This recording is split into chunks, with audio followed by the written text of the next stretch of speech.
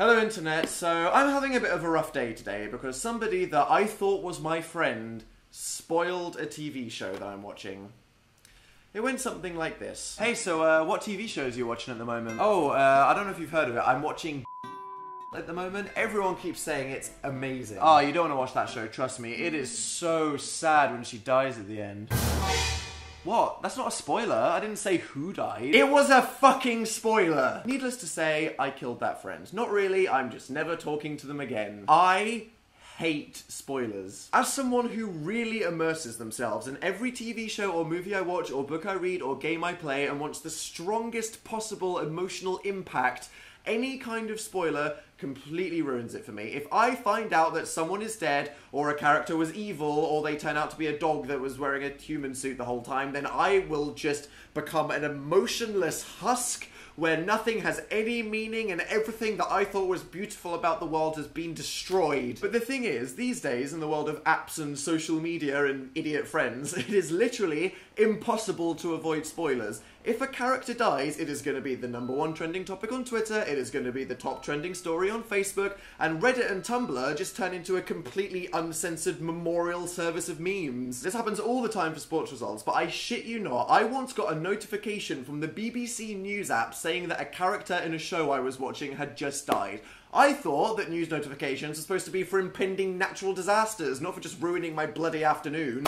Because I value the surprise of stories so much, I don't look at anything until I have finished it. I don't read any news, I don't join in the fandoms, I sure as hell don't watch any trailers, never mind those cinema trailers that literally show the entire movie. I don't care if I look weird going la la la. La la la la la la la la la la la for 5 minutes because I am going to enjoy it more than you. But I have been known to go to some rather extreme lengths to avoid seeing any spoilers. For example, whenever an episode of Game of Thrones has been on TV, I literally don't go on the internet until I have watched it. I'm being serious. I go full Amish. No TV, no laptop, no phone. That shit's going on airplane mode. I even close the blinds in case someone has written it in the sky.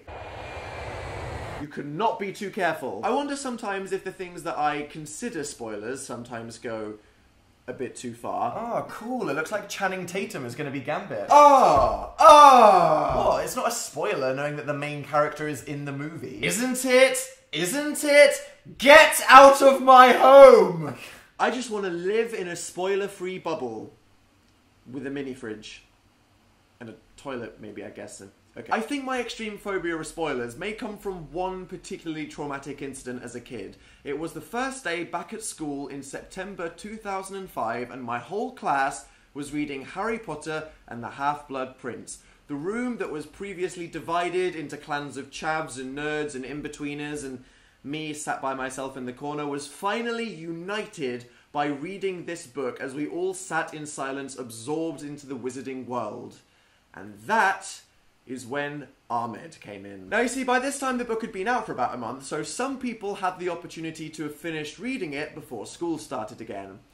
Ahmed was one of these people. Now I must mention, I am literally about to say probably the biggest spoiler in the entire Harry Potter franchise, so if for some reason you've literally been living on Pluto and you haven't read or watched The Half-Blood Prince, reassess your life. He waltzes into the class and with the biggest grin on his face proudly proclaims, Dumbledore dies on page 556. If the class was previously united by a love for this book, they were now united by a thirst for murderous revenge. There were compasses thrown, tables flipped, every name under the sun shouted, and our teacher honestly didn't seem that compelled to stop it, and Ahmed ended up even less popular than me. Sometimes I wake up in sweats just remembering that scarring incident, so do not judge me for being afraid of spoilers.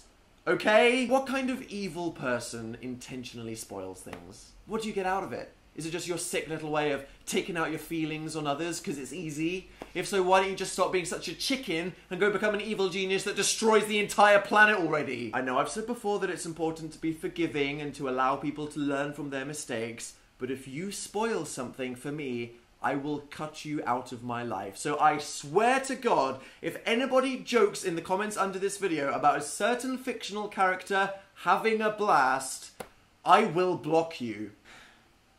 that is all. I think I just needed to vent for a little bit. The comments under this video are probably going to be a minefield, so consider that your warning. Do not share specific experiences of times you got spoiled down there, okay? Just talk about maybe how much you hate the people that give spoilers and talk about how to avoid them. It's not going to work, is it? If you want to see more of my videos, then you can click here to subscribe to my channel. I will link to my last one over there. And yeah, stay tuned for next time where I will be talking about the time where...